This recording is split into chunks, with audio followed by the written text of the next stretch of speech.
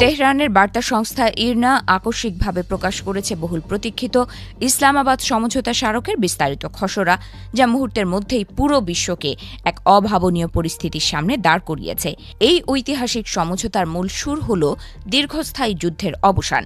Iran ও যুক্তরাষ্ট্রের মধ্যে স্বাক্ষরিত এই চুক্তিতে স্পষ্ট করে বলা হয়েছে, জাতিসংঘ নিরাপত্তা পরিষদের একটি বাধ্যতামূলক রেজলিউশনের মাধ্যমে এই সমঝোতাকে আইনগত বৈধতা দেওয়া হবে।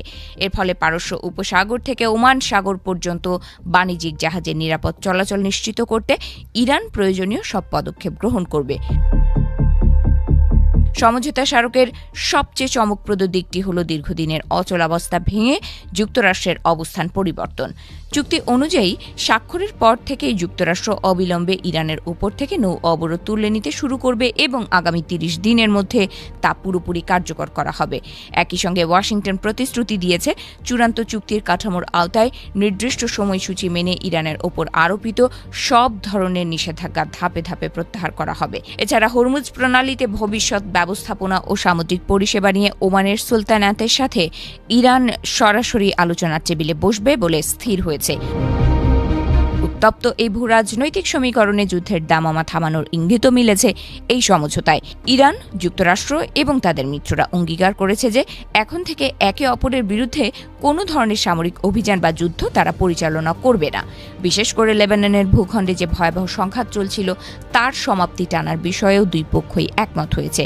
সব ফ্রন্টে সামরিক অভিযান অবিলম্বে এবং স্থায়ীভাবে বন্ধ করার এই ঘোষণা শান্তির সুবাতাস বইয়ে দেওয়ার চেষ্টা করছে, যদিও বাস্তবে পরিস্থিতি কতটা শান্ত হবে তা দেখার বিষয়।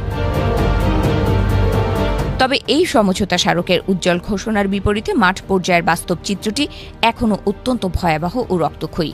সব পক্ষ যখন যুদ্ধবিরতির অঙ্গীকার করছে, ঠিক তখনই দক্ষিণ লেবানন থেকে ভেসে আসছে গোলাগুলির তীব্র শব্দ। সর্বশেষ তথ্য অনুযায়ী লেবাননের ভেতরে ইসরায়েলি বাহিনীর সাথে সংঘর্ষে একজন ইসরায়েলি সেনা নিহত হয়েছেন এবং অন্তত আরও 11 জন সেনা আহত হয়েছে। এদের মধ্যে কয়েকজনের অবস্থা এতটাই আশঙ্কাজনক যে তাদের বেঁচে থাকা নিয়ে সংশয় প্রকাশ করেছে খোদ ইসরায়েলি গণমাধ্যম। দক্ষিণ লেবাননের সীমান্ত এলাকায় গত কয়েক ঘণ্টার ঘটনা প্রবাহ যেন এক ভয়াবহ যুদ্ধের চিত্র তুলে ধরছে। বুধবার সন্ধ্যায় লেবাননের প্রতিরোধ গোষ্ঠী এক নিখুঁত ওয়ান ওয়ে অ্যাটাক ড্রোন হামলা চালিয়ে ইসরায়েলি বাহিনীর বড় ধরনের ক্ষতি সাধন করেছে, যাতে 7 জন সেনা আহত হয়। এরপর একই এলাকায় একটি আইইইডি বা শক্তিশালী বিস্ফোরক ডিভাইসের বিস্ফোরণে আরও 4 জন ইসরায়েলি সেনা গুরুতরভাবে জখম হন। এই ঘটনাগুলো স্পষ্ট করে দিচ্ছে যে কাগজে কলমে শান্তি চুক্তির প্রক্রিয়া শুরু হলেও সীমান্তের মাটিতে এখনও বারুদের গন্ধ তীব্র। ইসরায়েলের স্বাস্থ্য মন্ত্রণালয়ের প্রকাশিত পরিসংখ্যান এক করুণ বাস্তবতার দিকে আঙুল তুলছে।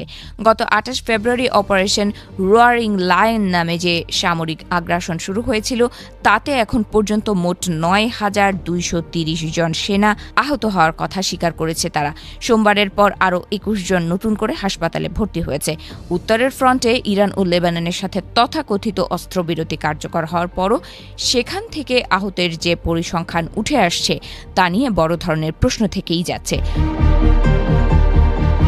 যুদ্ধের ময়দানে লেবাননের প্রতিরোধ গোষ্ঠীর কৌশলগত অবস্থান এখন অনেকটা স্পষ্ট।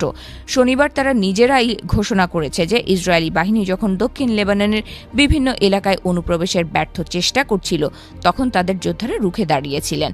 টাইর ডিস্ট্রিক্টের মজদাল জোন শহরে ইসরায়েলি বাহিনীর অগ্রাভিযান লক্ষ্য করে প্রতিরোধ যোদ্ধারা যে অ্যাম্বিউশ বা অতর্কিত হামলা চালিয়েছিলেন তা ছিল প্রচণ্ড শক্তিশালী।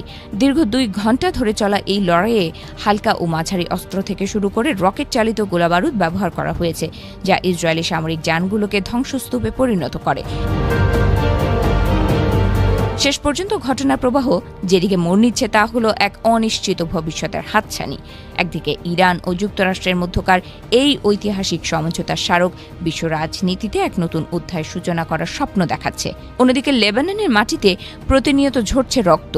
একদিকে শান্তি আলোচনার আনুষ্ঠানিক টেবিলে স্বাক্ষর, আর অন্য পাশে রকেট ও ড্রোন হামলার গর্জন। এই বৈপরীত্যের মধ্যেই আটকে আছে মধ্যপ্রাচ্যের ভাগ্য।